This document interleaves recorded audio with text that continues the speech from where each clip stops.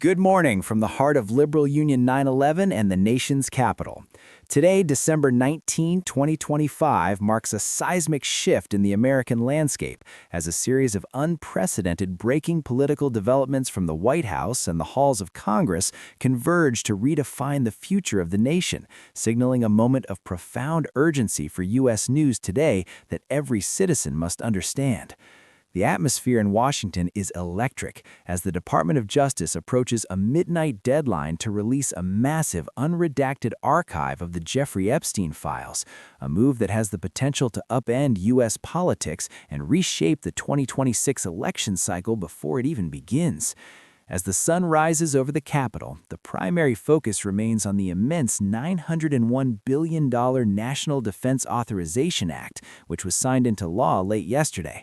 However, this legislative milestone has immediately triggered a constitutional crisis due to a NATO lock provision that prevents the president from withdrawing the United States from the alliance or reducing troop levels in Europe below 76,000 without a supermajority vote in the Senate.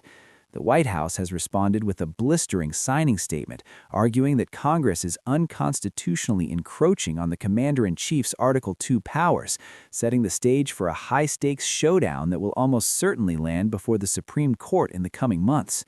While the legal teams at the Department of Justice prepare for this battle, the domestic agenda is facing its own set of shocks, as the president has officially signed an executive order reclassifying marijuana from a Schedule I to a Schedule III substance, a move intended to unlock medical research and provide relief for veterans, but one that has drawn sharp criticism from the House Freedom Caucus for not going far enough toward full legalization. This reclassification occurs against a backdrop of deep economic anxiety, as new inflation data released this morning shows a stubborn 2.7% rate, complicating the administration's narrative of a great recovery and putting intense pressure on the Federal Reserve as it contemplates interest rate adjustments for the new year. In the House of Representatives, Speaker Mike Johnson is navigating a burgeoning healthcare revolt as a bipartisan group of moderate Republicans has joined Democrats in a rare discharge petition to force a floor vote on extending Affordable Care Act tax credits that are said to expire in just 12 days. The failure to act could see monthly premiums for over 20 million Americans double overnight, creating a massive political vulnerability for incumbents across the country. The tension in the Capitol is further mirrored by an aggressive shift in foreign policy, as the U.S. State Department cleared a record-breaking $11 billion arms package for Taiwan, featuring long-range missile systems that Beijing has termed an unacceptable provocation, while the U.S. Navy has simultaneously begun a maritime blockade of oil tankers bound for Venezuela to enforce strict narcotics and human rights sanctions.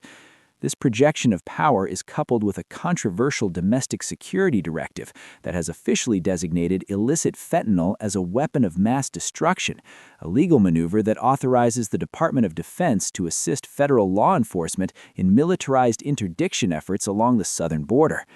Public opinion remains deeply fractured, with recent polling suggesting that while a majority of Americans support the aggressive stance on border security, there is growing alarm over the suspension of the green card lottery following recent security breaches at major universities, a move that legal experts warn may be an overreach of executive authority. As the afternoon progresses, the Senate remains deadlocked over a $5 government funding package, with the January 30th shutdown deadline looming like a dark cloud over the holiday recess, primarily due to a bitter dispute regarding the defunding of climate research centers in states that have resisted federal immigration mandates. The complexity of these overlapping crises, from the potential for explosive revelations in the Epstein documents to the looming threat of a healthcare crisis and the escalating tensions with global rivals, paints a picture of a government operating at a frantic velocity, where the old norms of incrementalism have been discarded. As we move into the final hours of this news cycle, the eyes of the nation remain fixed on the Supreme Court for any emergency filings regarding the NATO provisions, and on the Department of Justice for the first wave of documents releases that could fundamentally alter the careers of high-ranking officials in both parties.